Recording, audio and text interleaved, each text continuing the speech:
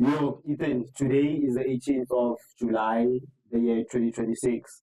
It marks how many years since the passing of Nelson Mandela? Nelson Mandela passed away in 2013. 2013. So 13 years. Yeah, it is 13 years since the passing of Nelson Mandela. Can you still remember what we were doing back in 2013 over this day or over this month? And obviously in 2013 I was pretty young, so I don't know, but I remember like You were one day on just the playing news. outside. Yeah, no, but I remember like I think it was the day Nelson Mandela passed away. I think I can recall that it was like playing on the news and stuff like that. Yeah, Like that's yeah. really like the only memory I really ever recall. Yeah, and then the whole nation went into mourning period for about like 10 days after that. I still remember I was doing my final year in communication science. I believe around this time I just completed writing exams. So it was a shock. It was quite sad to hear the news. And I think I was just in bed for the whole day. I couldn't do anything, you know.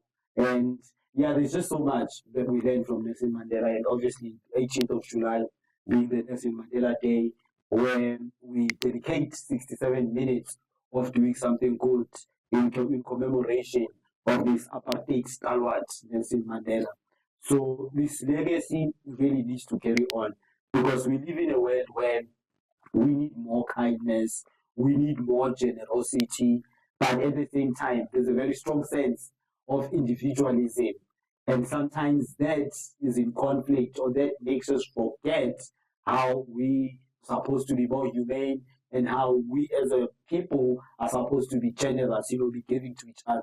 So at least with the 67 minutes in commemoration of Mandela Day, corporates go outside, they do wonderful deeds in society in commemoration of Nelson Mandela, of course. And this date is important just to remind us of the great apartheid stalwart that we had, Nelson Mandela, and the great deeds that we also need to continue, paying forward as a nation. So I think a lot of people obviously were from my generation, Gen Z. Most of them probably didn't really know about Mandela when he was alive. Most of us usually learn about Mandela, in high school through history lessons and things of that nature. So why do you think Gen Zers don't necessarily know about Mandela? And what do you think you guys learned when he was around?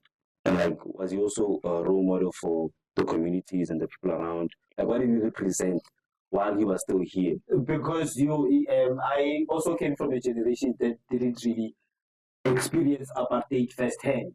But my memories of Nelson Mandela as young, I remember there was a time, it was around the passing away of Chris Hani. And I was still young, I might have been 3 or 4 years around the time, but I still remember, I still have the memory in me. And then there was violence in our townships. I still remember, tear gases being thrown around. And this one night, a strange guy just barged into our home, running away from the police because there were protests around that time. And that's when I heard for the first time that, Mandela is in jail and they need to free Mandela and all of that. That was back in 1993. And then after that, obviously, 1994 was a democracy. I was still young at the time. It didn't really hit me until it hit me in later years. Then, okay, fine. During that year, our parents were actually going for elections. They were electing Nelson Mandela into power. And I did experience life under Nelson Mandela, how South Africa was hopeful and how South Africa was united as a rainbow nation. And an important lesson that I also learned around that time is a lesson on forgiveness because Nelson Mandela was about reconciliation, bringing together different races, different ethnic groups into one nationhood in South Africa. So those are my experiences of Nelson Mandela, and of course the fact that he sacrificed his entire life by 27 years, being in prison to do that, fighting for apartheid. Because remember, he had a career. He was a lawyer. He had a very great middle class life. So he was not under any pressure to actually go into prison for 27 years. But he did that, sacrificed himself for the benefit of the white nation. So self-sacrifice is one important thing I would like your generation, Generation Z, to actually learn from that really life isn't only about you alone. It is actually for the greater good and reconciliation as well. Reconciliation, forgiveness, bringing people together, and also generosity, not being self-centered, just being. Let's say, yeah, no, I definitely agree with the whole point about how I think my generation has taken the idea of individualism to the extreme. Because I obviously think a healthy thing is to have just a balance of the two. I think it's still being generous, but also at the same time, not necessarily giving away so much so to the point where you don't necessarily have anything on your plate. You get what I mean? You cannot pour from an empty cup. Yeah, exactly. You get what I'm saying? So obviously, yes, I do believe in being generous and helping people and giving away. But at the same time, also believe in having certain limits to it as well. And obviously, man, I think Mandela is, I guess, someone that a lot of us can look up to because of the fact that he actually like just sacrificed everything, for us to actually gain freedom and democracy. And also like one of the philosophies that he had, where he essentially believed that freedom and democracy was more than just giving black people the right to vote. It was also giving them the opportunities to, go to good schools, have the ability to, increase their lifestyles and exercise self-determination. Exactly. And I like what you're saying about generosity having a boundary. We cannot always be giving, we cannot always have Ubuntu, because another principle of Ubuntu is your own self-responsibility. You need to be accountable for your life.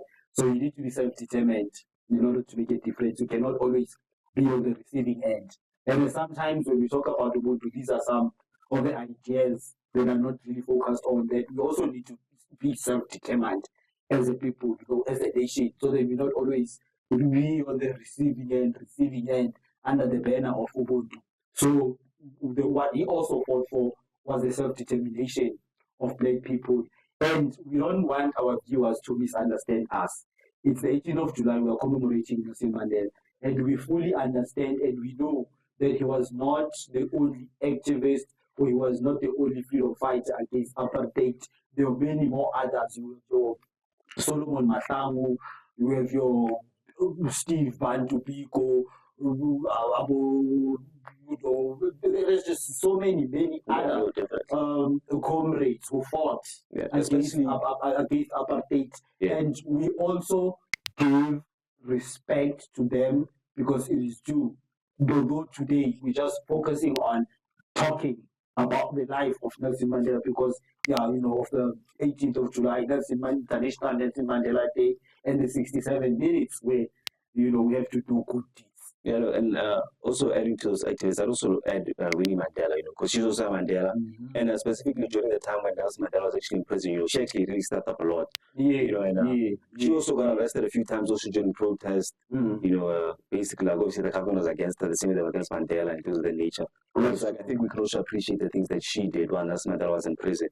You get what I mean? Because I think she really actually did a very good job in a way, I guess, handling the absence of his physical presence. You get what I mean? She still spread the message, and she also still gave people hope that South Africa can still get better. Because I think sometimes, especially when we lose our leader, or sometimes when a football team loses their best player, sometimes they'll think that it's over, but then someone else has to take that captain's armband and say, we can still do it. And because of Mandela and also everyone else as well, someone has to pave the way forward. Exactly, and I think that because of those activists and also because of the Mandelas, I think that it's really mainly because of them that we have the opportunity to be here today.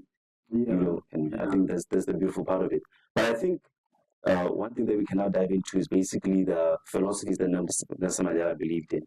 Yeah, that's some of the most important lessons that we can learn from the apartheid stalwart. All these ancient teachings, these philosophies that he had. And I have my favorite one. And my favorite one is, after climbing a great hill, one only finds that there are many more hills to climb. After climbing a great hill, you only find there are many more hills to climb. So my interpretation of this is, you can never arrive at your destination. After arriving there, you also realize there's another journey that needs to be taken or that needs to be experienced. So it also goes against this whole notion, as humans, to say, if I achieve this, if I achieve that, and then I would have made it in life. So in life, it really is about self-improvement. You have certain goals now. You are doing your final year in an IT qualification. So you probably have certain goals that, okay, fine, once I start working, this is what I want to achieve. But once you also start working, you're in a position where you've achieved your qualification and your experience, you're going to realize, and you should aspire to become even more of what you have achieved. So this is what it brings to me, the way I interpret it, that you can never say, I have arrived. You can have, so it also speaks to not living life in content to say, okay, I've achieved this and then. Yeah, no, definitely. And I think also what this quote also touched on is the fact that I think that sometimes in life, you know how we may have one main big problem. So I think everyone in life has one main big problem, which it could be maybe, relationships, it could be finances, it could be, maybe self-confidence or self-love, but we always have like one big problem. It could even be your health at certain times. But I think one thing that we usually realize is once you, let's say, now sort out that problem, let's say it's your health problem, you sort that out, you end up start seeing the other problems more easily, or they start becoming more visible, because now you're not necessarily always focusing your energy into that one thing. Or the same thing with finance too, is we think that, okay, once we start earning this much amount of money, once we have this much amount of money, and then I'm going to go away. But in reality, once you make the money, then you're gonna realize, so now I can actually make more, or exactly. I need to make more than what I exactly. Or even if you get to a point where you're complacent, you'll then realize, well, if now I need to really actually start taking care of my health, or maybe I need to also, work on the relationships that I have with, my family or my partner or my friends. I need to improve those. So I think that sometimes in life we get blinded by having one major problem, and obviously since our brain can only like focus maybe on one big task at a time, it attributes all its attention there, and after we're blinded by a lot of the other problems. But I think once that big problem goes, you just end up realizing that there's also many more to solve. And I wouldn't necessarily also say that problems are a bad thing, because I also think that problems are the reason why we have jobs. Because the fact that everyone has a job is solving a problem. Yeah. Whether or not when you think of starting a business, you need to look at a certain problem, a certain solution you'll be bringing in society. Exactly. So, for example, whether or not you're a doctor in a private hospital, or whether or not you even just working a basic minimum wage job, and then those people are solving problems that people want to do. You understand what I'm saying? So I think the problems are personally things that we should run away from, but things we should actually move towards, because they are that give us purpose. I think the fact that everything is not necessarily in place for us is what gives us humans purpose, because then once everything is done, like we end up getting to a point where we're bored, and we end up having no purpose and stuff like that. You understand what I'm saying? That's when complacency seeps in. Exactly. And once complacency seeps in, you're going to be in a good position. Then just create more problems after that you have to get out of. Because one thing we have to live with is the fact that everything changes all the time. So when changes come, and then how are you going to deal with that? Because remember, you have gotten accustomed to this kind of life. You've gotten accustomed to doing things the only way you know how.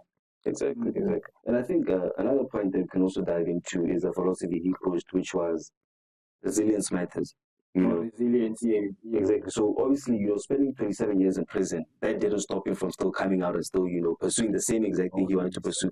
You can imagine that a lot of people, they'll build a habit, and then after that, maybe, they'll be consistent. They'll be consistent for 3 months. Then after 3 months, they'll just stop and never touch it for the rest of their lives. Whereas the fact that Mandela, he still came out of prison, still with that same firepower that he had before he went to prison 27 years ago. It's very, very impressive. Yeah, that resilience is something that we all really need, because sometimes we have to accept that things are not going to go according to our plans. There are going to be obstacles along the way.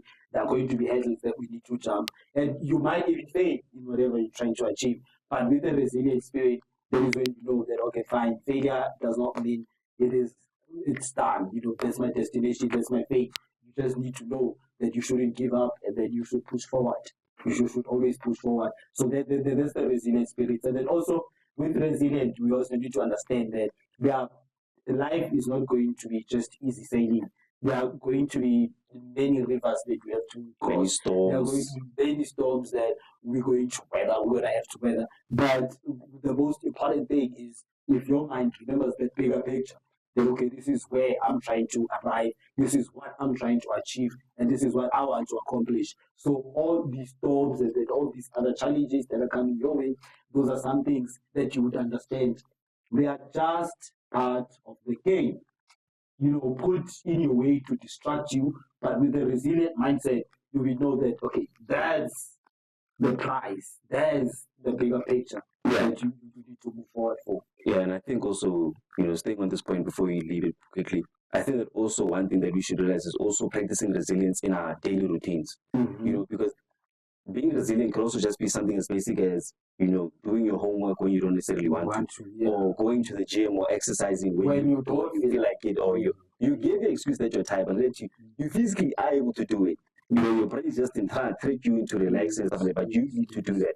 And when you do those little tasks every single day, doing the things that you don't want to do, you actually boost your resilience, your mental resilience. And then even when tough times come, you realize that you have something, you already have historic knowledge that, okay, you know what, I've overcome these small tasks. Exactly. I think the same thing is, for example, with money. If you can't manage small money, you can't manage big money. Well, you can say that is true. Exactly. Same thing with mathematics problems. You can't say, no, I'll only use my mental resilience whenever big problems come. But it's the same thing with mathematics. You can't now be unable to do basic multiplication and think that now you can solve calculus formulas and things of that nature. So I think it's the same thing as resilience as well, too, as we practice it every day in our daily lives. Doing small stuff like homework, going to the gym, posting that video, you don't feel like posting it, editing or studying and stuff like that. Because those small practices every day make you more resilient. Recording that song that you've always had in mind. Exactly. Pursuing that business that you've always had an idea. Exactly. Yeah.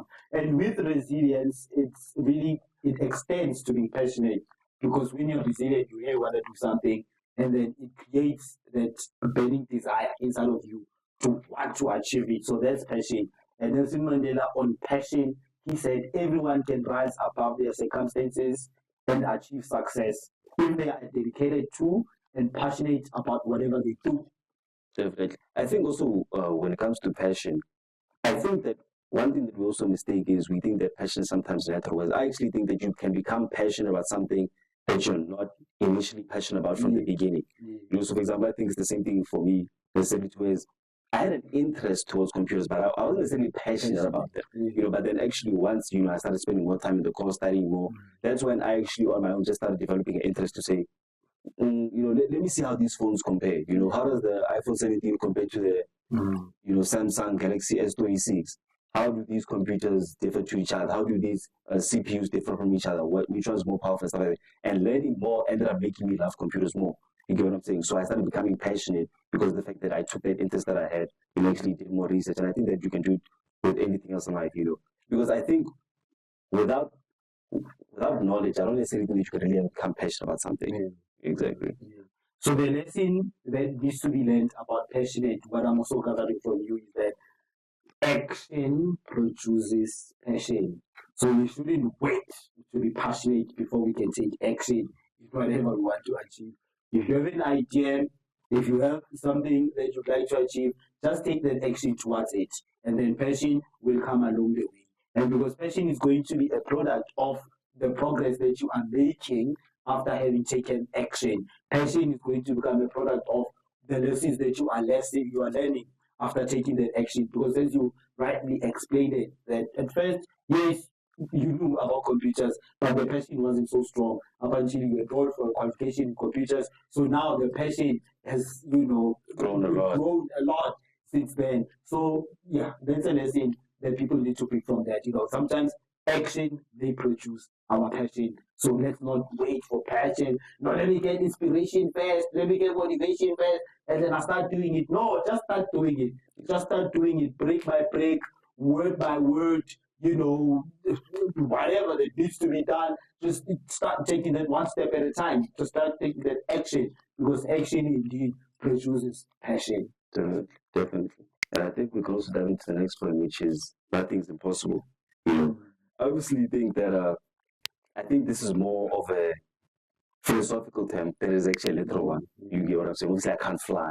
Whereas I was going to do it no matter how much you practice. Yeah. But I do believe that behaving in a way where nothing is possible can lead you to building more results. Even if it's not necessarily true. But just behaving in a way of, if I can start this business, I can make it blow up and I can make it become something big. Because at the end of the day, you don't necessarily know it's possible. But you have to behave as if it is possible. You get what I'm saying? You need to act like it's impossible for me to fail. And you need to start seeing even these minor inconveniences or these minor failures not necessarily as you're not supposed to be doing this, so it's impossible, but just as data, which is something that I learned, when a company doesn't necessarily make a revenue, that's more than, let's say, the previous quarter. They don't cry about it, they don't complain or stuff like that. They just look at the data and say, okay, why did our revenue drop 20% this month? Why isn't it doing better than the previous quarter, even though we usually do this? You understand what I'm saying? Because they just see it as a setback. They don't see it as, oh yeah, no guys, Standard Bank, Standard Bank made 25% less profit than last time. So no, maybe we just need to close up our bank, guys. They don't think like that. They think that no, you should just keep trying something new. And I think it's the same philosophy to just apply in our own lives. Whereas when we see setbacks, we shouldn't necessarily think that it's impossible to come back from. Let's just keep on trying. Yeah. Exactly.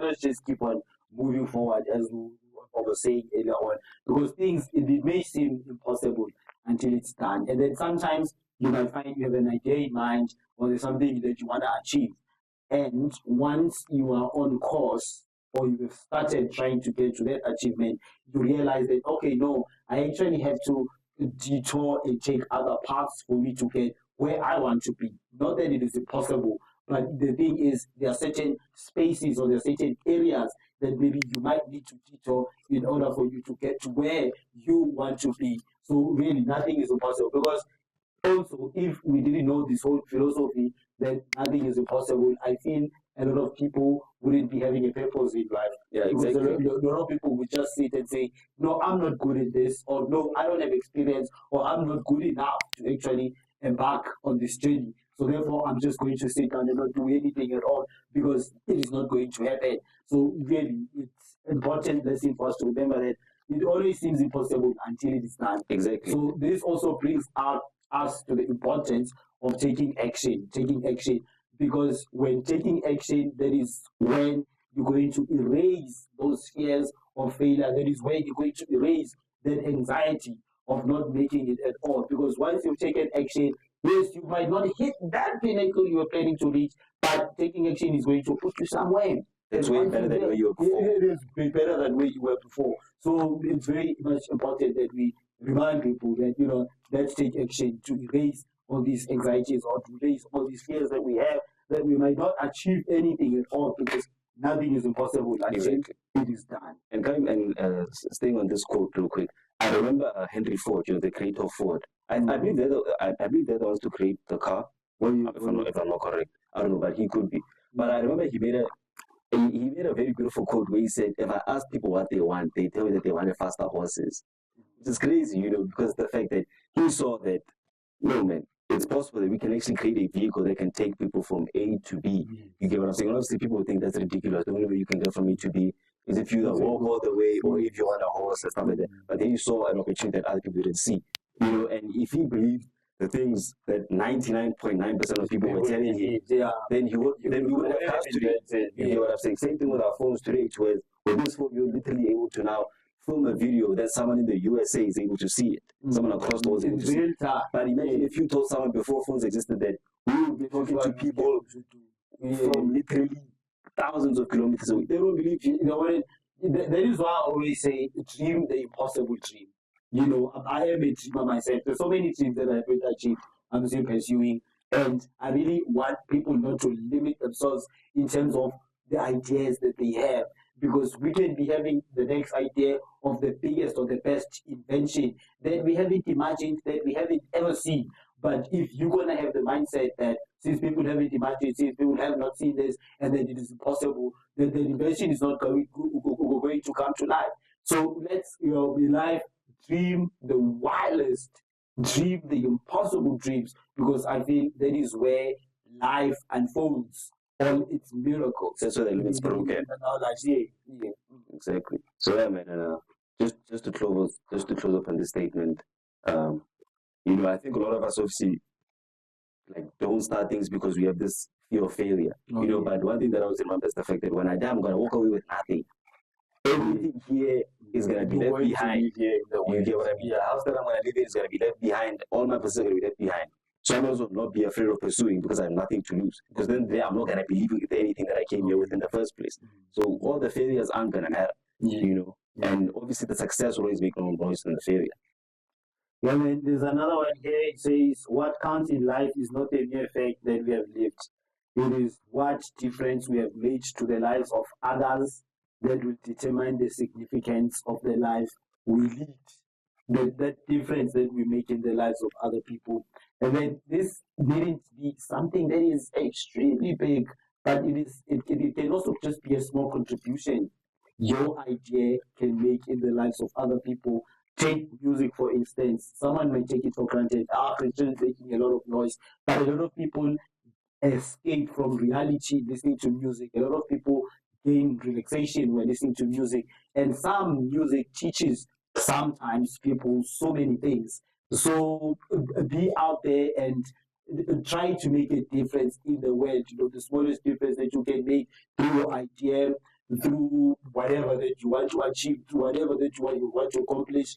The world has space. The world has a place for you to make a difference, because many times we think, ah, no, that is already done. No, that is already done. No, there is nothing new under the sun. Yes, we totally agree. But the way that you are about to embark on something, or the way that you are about to invent or create something, it hasn't been done by anybody else. So there's a small difference that you can also make in the world, creating value, making the difference in the world. Yeah, and I also think that another philosophy we can also follow is making life easier for those who follow as well. You know, I think the same way how Mandela made it easier for, you know, for our generations to, follow and have the opportunities that he didn't get. I think that that's a sign of a successful generation. The same way how for that generation as well, we should also make sure that the generations that follow, they also end up living better lives than we did. You know, and I think even the same thing we see in technology too is at the end of the day, we will know whether or not the software engineers and hardware engineers today were successful based on whether or not is the technology better than it was in the 90s, or are we getting worse? You know, because I think that's one of the highest predictors of whether or not we're doing well. You know, I think that really what defines a good life is a life where you made the circumstances better than they were before for other people as well. You know, and that could not only just be in your own family, you know, not just your family, but also for, strangers and friends and people around you as you left this world with a good impact. And then make mistakes. This is the one that you also, alluding to. Do not judge me by my success. Judge me by how many times I fell down and got back up again. Successful people just achieved that overnight. Or successful people didn't encounter any obstacles or any challenges along the way. They just went straight, and It was just linear. whatever it was they wanted. Yeah. So this is very much important to know that you are going to fall many times while you are moving towards, or while you are trying to achieve the dreams that you have. And it has happened to many other men that came before you. Whoever has achieved something worthwhile or a great accomplishment, they've also went through failure. So we did mention this before, that failure is not your destination. Failure is not your fate. It's not defeat. It's just information. Yes, because it is also an opportunity for you to learn another way, or to learn even better how to accomplish what you wanted to do. So Utata also embraced the experience of failure, because he believed that no matter how many times you fall, through resilience, you're able to get back up. So a lot of people, many times, they do not start.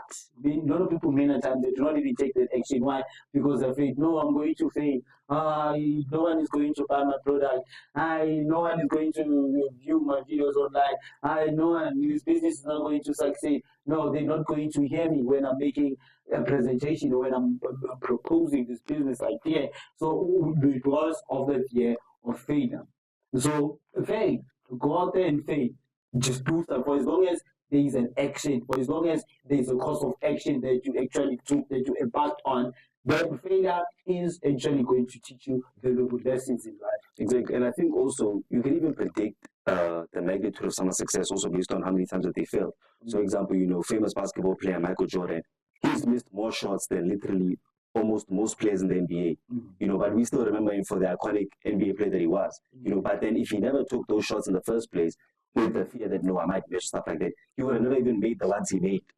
Because the fact that you can't have success without failure. Because failure is not necessarily a destination, but it's just also part of success. You get what I mean? And I personally think that failure is not even necessarily about, making mistakes or falling down your feet. I think failure is maybe when you stop getting up. But as long as you That keep is going, when you keep get trying. when you Exactly.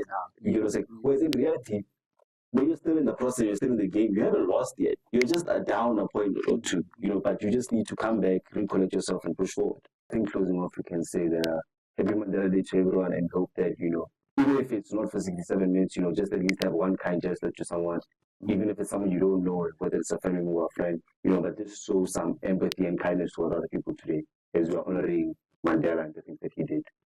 Kindness, and generosity.